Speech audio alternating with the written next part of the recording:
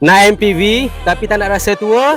Inilah dia Pro 2 Alza 1.5 Advance tahun 2024. Di bahagian hadapan dengan body kit gear up, look agresif, didatangkan juga dengan teknologi ASA, DRL, LED headlamp dan juga fog lamp. Di bahagian enjin, 4 silinder EEV DCVT buat korang rasa smooth bila atas highway. Di bahagian sisi dengan rim 16 inci dengan tayar baru, keyless entry dan juga auto folding side mirror.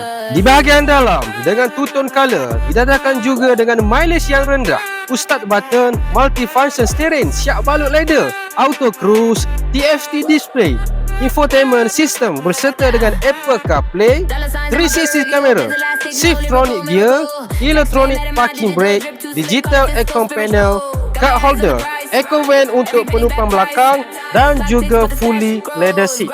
Di bahagian belakang dengan body kit gear up didatangkan juga dengan spoiler, LED taillight dan juga boot space 498 liter bila seat diturunkan. Kalau tak cukup lagi, kita ada extra compartment dengan harga bodi RM69,800, bulanan bawah 1K, ikat 9 tahun guys. Kalau korang nak cari kereta luas dan selesa, boleh kontak saya Hafiz dekat Express Auto. Assalamualaikum.